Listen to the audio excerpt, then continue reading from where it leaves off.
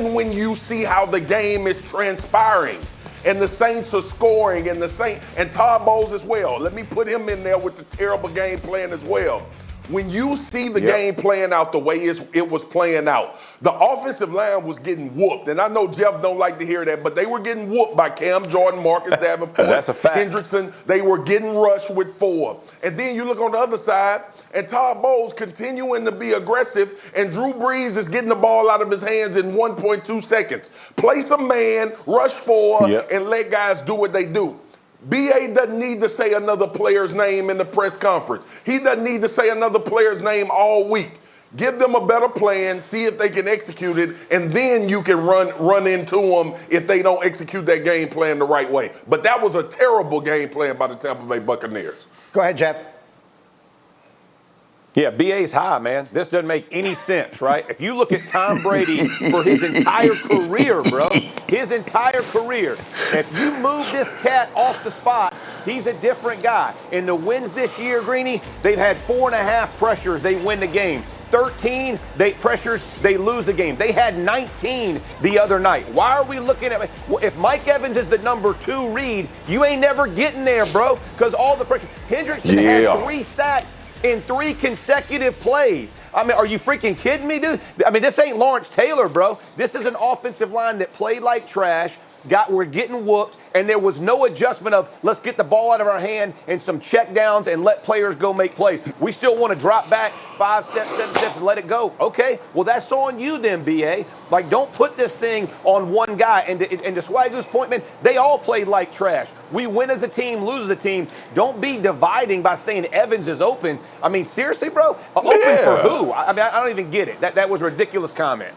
Greg, let me ask you a quick question here. From a quarterback's perspective, let's say he is talking about Brady, because it certainly sounds like it is at least aimed partially at Brady. Would it be legitimate criticism? Let's put aside whether it's something he should say publicly or not. Would it be legitimate criticism of Brady if you just look at the game film from Sunday night?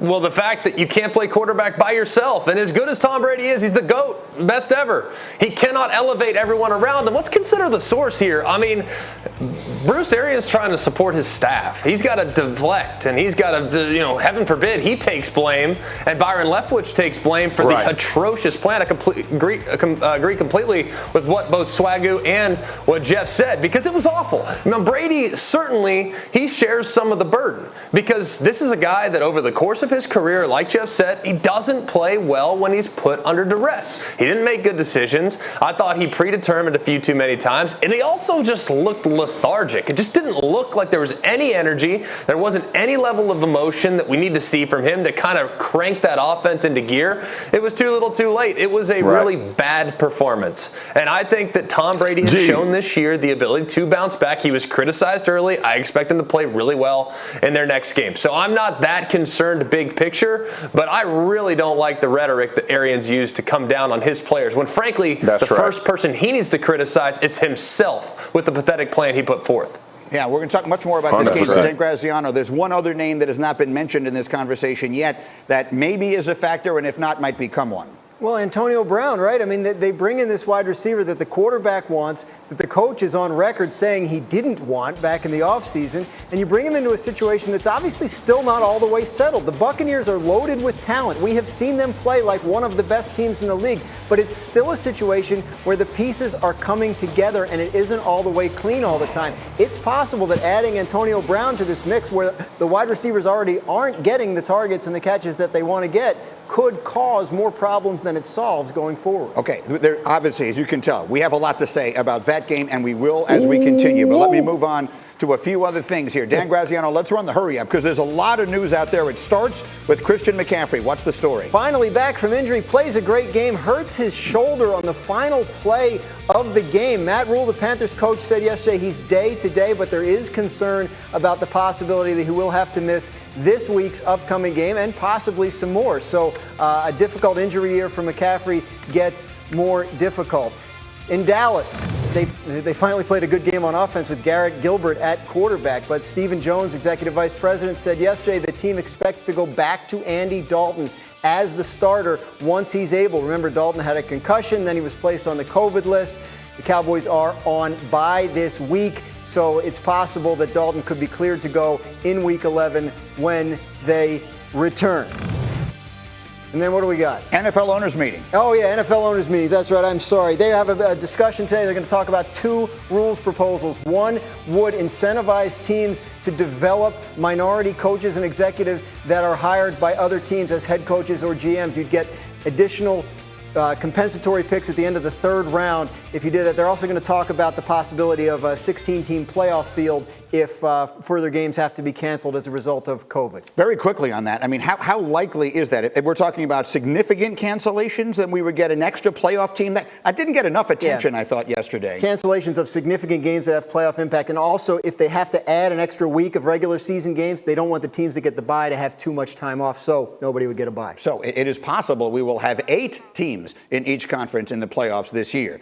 Meanwhile, we've got problems in the SEC, the Southeastern Conference in college football, dealing with multiple COVID outbreaks. It's already impacting next Saturday's games. The matchup between number 1 Alabama and LSU is in jeopardy after multiple positive tests within the Tigers program. Ed Ogeron says multiple players will be unavailable. Saturday, number 24 Auburn and Mississippi State. That game has been rescheduled for December 12th because of a number of positive cases within the Bulldogs program. And number 5 Texas A&M has paused activities as a result of 2 positive tests. The school's AD says over a dozen players will be out 14 days because of contract tracing protocol. So we've got ourselves a variety of messy situations there. Heather Dinich, Paul Feinbaum joining the conversation. Heather, we start with you. You spoke to the SEC Commissioner Greg Sankey yesterday. What did he tell you?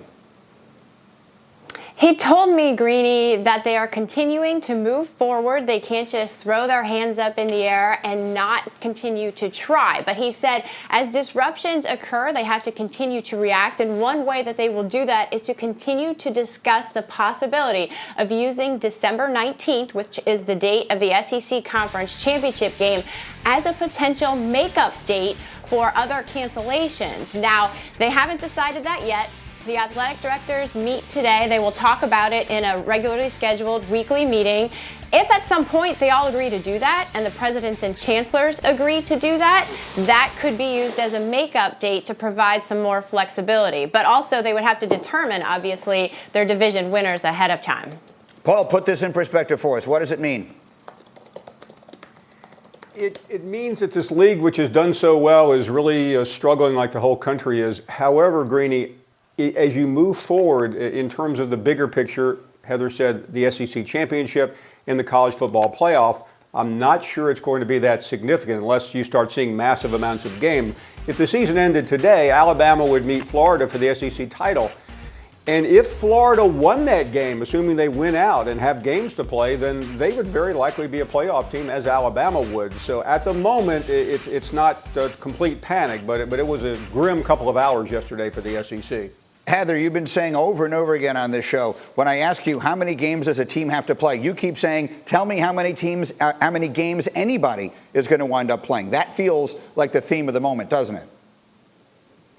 It is. That's absolutely correct. I mean, you've seen Wisconsin struggle. They're fortunate to be able to play at Michigan this week. Can the Pac-12 get in this thing with 7 games? Yes, because who knows how many games everyone else is going to play. But the selection committee will have to consider these unbalanced schedules regardless of how they shape up.